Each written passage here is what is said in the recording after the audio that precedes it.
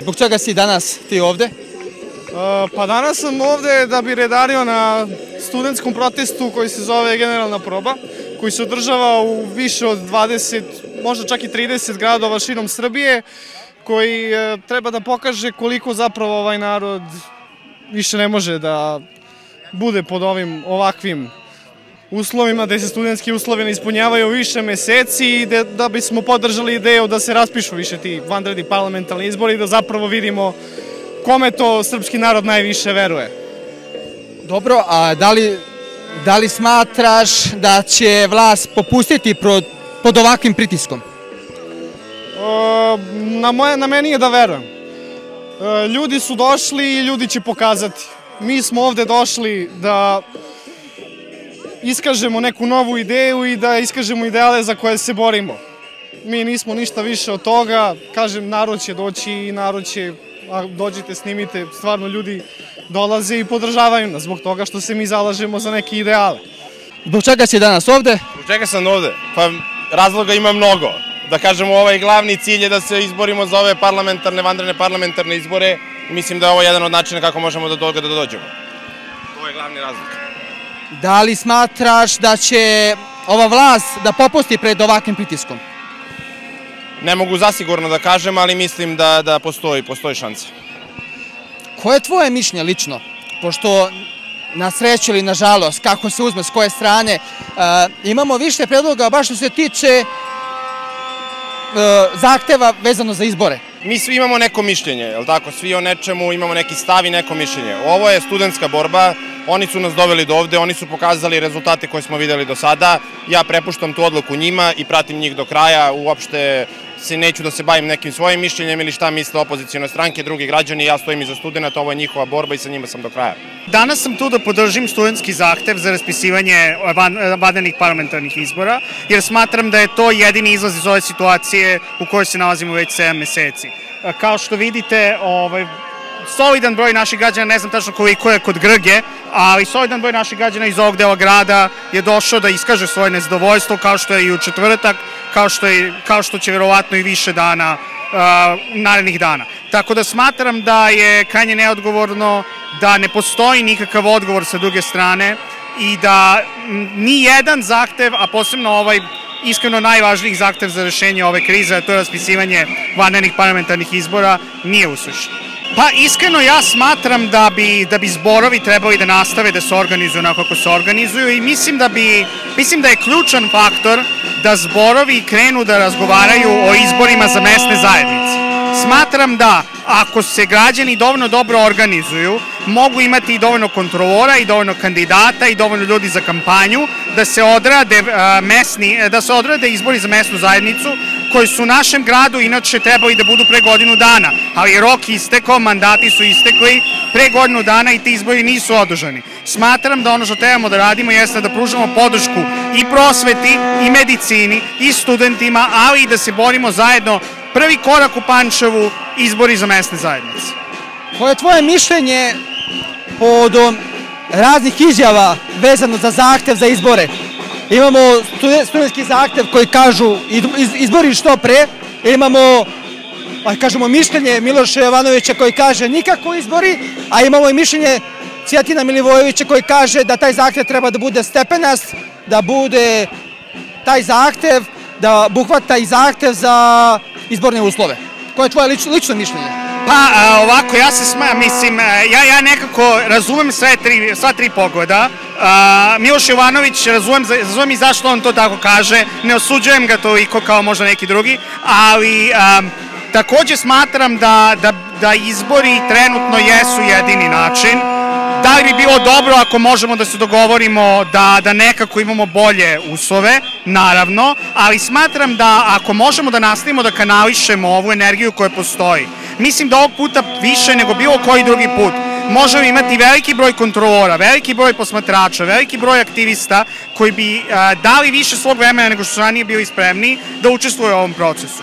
Uslovi nikada neće biti idealni pod ovom trenutnom vlašću i zato ja smatram da jedno što možemo da uradimo jeste da idemo na te izbore i da pokušamo, ali ovog puta stvarno kao jedan široki front ne samo političkih partija, nego i građana i organizacija civilnog društva i grupa i različitih grupa, interesnih grupa, i znači svi zajedno da se potrudimo da se ceo taj proces izgura što je bolje moguće. Danas sam ovde da pokažemo ostalim gradovima, ostalih 28 gradova, da i nas ima ovde u Pančevu, da blokiramo 2 raskrsnice, najbitnije, najveće u gradu. Tako da evo, okupili smo se u velikom broju, nadam se će još ljudi doći, tako da pumpamo i ne smemo da stanemo. Koji sljedeći potez nas Pančevaca treba da bude? Pa evo 3. da podržimo ispred Doma zdravlja naše zdravstvene radnike, pozivam sve da dođu tamo 3. juna.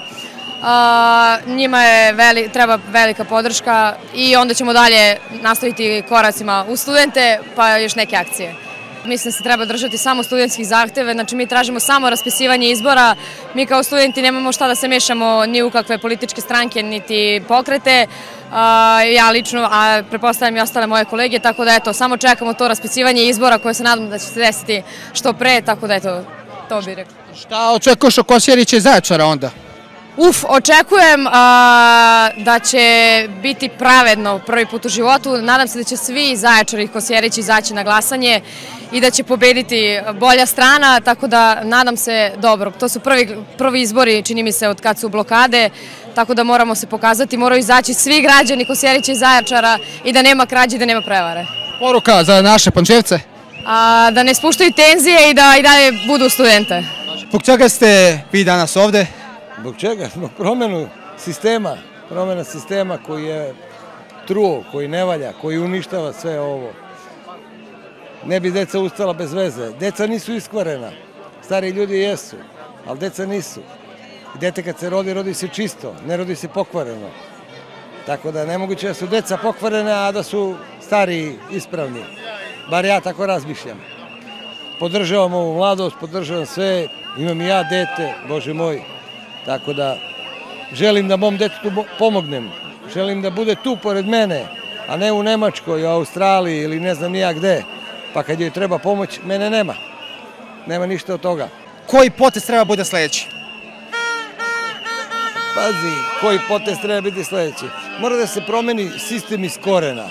Da se sistem gde je nešto što je nemoralno, što nije vrednost, je na vrhu, a nešto što je vredno je na dnu. Znači, dokle god se taj sistem ne promeni, a to može da se promeni samo tako što će pravi ljudi doći na čelo. Jer ne može meni da bude uzor kriminalac ili ne znam starleta ili nebitno ko, neko ko ne zavređuje pažnju. On ne može da bude uzor. On ne može da bude na televiziji. On nema mesta da se pojavljuje uopšte u javnosti. Nema obrazovnog programa, nema kulturnog programa za decu. Znači, deca moraju da imaju svoj obrazovni program, kulturni program. Televizija sa nacionalnom frekvencijom imaju obavezu da prikazuju taj program, da nam tako decu vaspitavaju, da bi ta deca izrasla u prave ljude. A dokle god nama, kristijani, ne znam ja, ko sve, decu vaspitavaju i dokle god su oni glavni, mi nećemo imati normalnu decu. Imamo u javnosti nekakve, ajde kažemo, 2, neki bi rekli i 3 predloga, vezano što se tiče zahteva za izbore.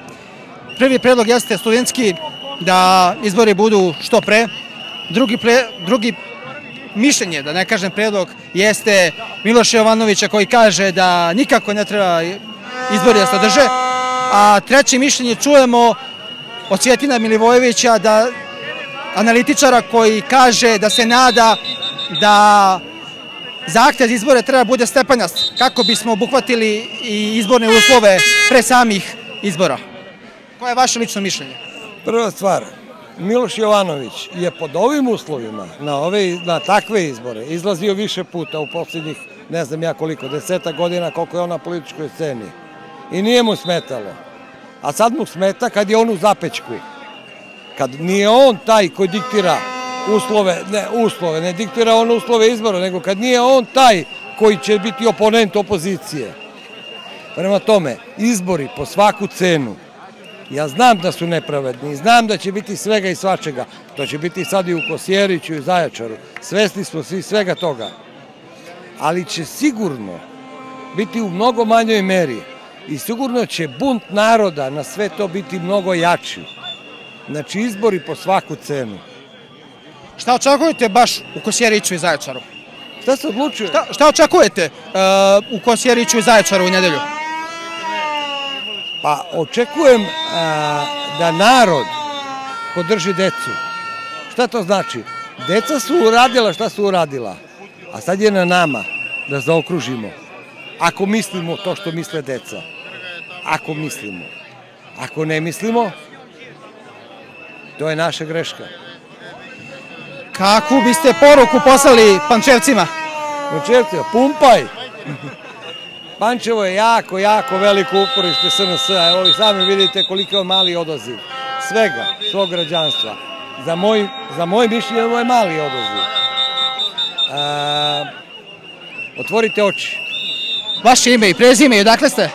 Andrija Burlić iz Pančeva. Zbog čega ste danas ovde? Zbog toga što su studenti pozvali da dođemo. Mislim da svi, ne samo studenti, nego svi mi kao društvo imamo neka neraščišćena posla. A neka sila nam ne dozvoljava da raščistimo na legitiman način, onako kako bi trebalo institucionalno, tako da moramo ovako da skrenemo pažnju na sebe. Ono što studenti traže, mislim da je iznuđeno, zato što su, ajde da kažem, svi ti stepenasti zahtevi su i prošli u tom procesu za ovih 7 meseci. Možemo da kažemo da su imali određen stepenasti nivo zahteva. Za izborne uslove je prilično jasna situacija. Mislim da svako ko je iole pratio, da mu je jasno da ovi izbori nemaju, kakvi god izbori da budu, neće biti legalni, neće biti legitimni, ali izborni uslovi nisu dobri na više osnova. Dakle, mi dalje imamo nesređene biračke spiskove, imamo fantomske birače, imamo dovoženje kupovinu glasova i na kraju imamo prekrajanja, dakle ono grubo prepravljanje zapisnika na kraju i uz mnoštvo ovih sitnih, pod navodnicima, nepravilnosti. Tako da kakvi god da budu izbori, pitanje je da li su stvari oni legitimni, međutim jasno je i da sa ovim svim nelegitimnim uslovima velika većina je na pravoj strani, odnosno na strani, nazovimo ih studenta. Student je zajednički menilac za pravdu svakom čoveku. Da li treba tražiti bolje izborne uslove? Da. Zato što je to stvar principa, nije samo pobediti ili, ajde da kažem, proći ovi izbori, da se održe ovi izbori. Stvar je, treba gledati mnogo dalje. Svaka sljedeća generacija će imati mnogo lakši posao ako se sada izborni uslovi srede, ako se što manje posla ostavi za dalje. Tako da na tome treba insistirati. I tu bih imao opoziciji najviše ovoj, kako je zovu delo, ustavotvornoj opoziciji koja je već odavno, koja se već odavno uhvatila u koštac. Ajde, da ne budem, nešto ću zadržati za sebe, ali za ovu opoziciju koja se predstavlja da se uhvatila u koštac sa vlašću, mislim da je to njihov najvažniji zadatak. Dakle, da rade na poboljšanju izbornih uslova, da to sve bude onako kako bi trebalo da bude. Jer nije samo ovi izbori, nije samo narodni izbori, stvar je mnogo dalekosežnija, moramo gledati mnogo više unapred. Da li smatraš da su legalni izbori po takvim uslovima koje si sve nabrojao? Pa ja mislim da je jasno da nisu. Mislim da je jasno i ko je iole čačno, ajde tako da kažemo, pre ili posle izbora. Pod izborima ne mislim samo na dan izbora, nego to je mnogo pre. Evo pogledajmo, već sada imamo funkcionersku kampanju na najvišem nivou. Dakle, prvo to oduzima svaki legitimitet. Mi dalje imamo nesađene biračke spiskove i po nekim procenama to ide i do 100-200 hiljada, recimo samo u Beogradu. Fiktivnih, fantomskih birača, pa onda oni koji su dovoženi iz Republike Srpske i tako dalje, koji bi trebali da imaju pravo glasa samo na predsjedničkim izborima. Onda kupovina glasova, pa ucenjivanje radnim mestovima, ucenjivanje socijalnih slučaja. Dakle, to je sve nešto što jednostavno ja mislim, i po zakonskom tumaču i po mom shvatanju to nisu legitimni izbori. Međutim, mi druge izbore nemamo. Mi drugačije izbore ne možemo da imamo u kratkom vremenu, treba nam jedan jako temeljan proces, da se koliko toliko da se pročiste, ali mislim da je jasno da ga nećemo dobiti. Znači od decembra 2023. prošlo je više od godinu i po dana, mislim da se ništa nisu izborni uslovi promenili, tako da je jasno da se neće promeniti ni naredni godinu ni po dana. I to je ono što opozicija treba da radi, nezavisno od svega drugog što se dešava u zemlji. Ali čak i pri ovim lošim i nelegitimnim uslovima pobeda je moguća i opet pobeda. Pitanje je šta znači pobeda, ali na dan izbora će mnogo stvari biti jasnije i ovog puta mislim da ćemo imati kritičnu masu za kontrolore koje će moći pametno da se iskoristi. Dakle, da se dokumentuje sve što se dešava i nekoliko dana pre izbornog i posle izbornog dana. Dakle, sve ono što utiče na regularnost i da će to moći umogno da pomogne građanima da shvate šta se u stvari dešava na sam izborni dan i da svaki od njih može sam za sebe da shvati da li je ovo legitimno ili nije i samim tim da li je vlast ovde legitimno ili nije. Koju bi poruku poslao Pančevcima, ja i svim ostalim građanima Srbije, šta misliš da treba da uradimo sledeće? Mislim da svako treba da pronađe neku nišu gde može da doprinese. Nebitno da li je to sfera politike, da li je sporta ili čega, da svako treba da nađe neku nišu i da proba da popravi situaciju u tom polju. To je jedini način, ne samo sad kada treba gledati malo dugoročnije, to je jedini način svako od nas da se angažuje da napravimo bolje društvo.